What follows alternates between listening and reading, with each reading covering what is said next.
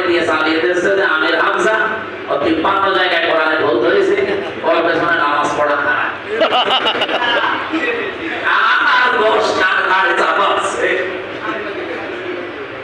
এগুলো ইউটিউবাররা করে, এদের ভিউ হয়।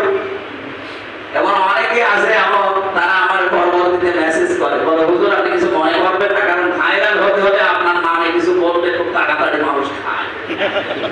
আপনার যদি একটু ক্ষতি হয় হালকা পাতলা আপনি একটু মেনে নেবেন, আমি মাঝখান থেকে আমার ভিউ বেড়ে যায়। এই ঢাকায় আছে, দেখেন এই যে 30 লাখ 40 লাখ 1 কোটি মানুষ দেখবে, ওদের টাকা ইনকাম হবে, এদিকে পার্স হবে তো আমার পেছনে বলে নামাজ পড়া হারাম।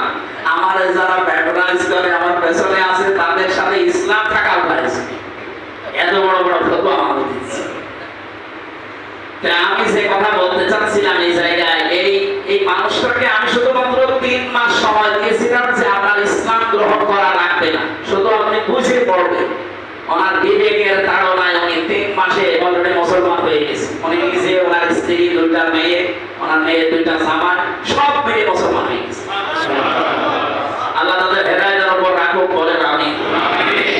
যে 9টা নিদর্শন আপনারা পাবেন বা দেখতে পাবেন, তার একটা আমরা তো পেয়ে গেছি। তবে বলে মানুষ আসতেছে, কোথায় 15 জন, কোথায় 77 জন? আপনি জেগে দেন 2-3 মাস দেখবেন, তবে তবে মানুষ আস্তে আস্তে 77 না 100 জনের 100 জন মানুষ বাংলাদেশে বলে ইসলাম। গোবিন্দ পড়া মানিকের মতো হিন্দু সে পর্যন্ত বলছে যে আমরা জামাত ইসলামী বাংলাদেশ যদি কোরআন দিয়ে দেশ চালায়, আমরা নিরাপদে থাকতে পারি। একটা হিন্দু মানুষ যদি এই কথা বলতে পারে, আমাদের কি, আমাদের বিবেকে কবে উঠবে? আজকের আয়াত যেহেতু ওইরকম একটা কঠিন আয়াত, আমরা আয়াতের দিকে যাচ্ছি, শুধু এই পয়েন্টটা শেষ করি, আমরা পড়া বাকিটা শেষ করতে গেলে দেরি হয়ে যাবে। কবর যাওয়ার পরে ওমান নাবিয়্যুকা, নাবী মানে নাবা থেকে, নাবার শব্দের বাংলা অর্থ হচ্ছে সংবাদ, ইংরেজি হচ্ছে নিউজ।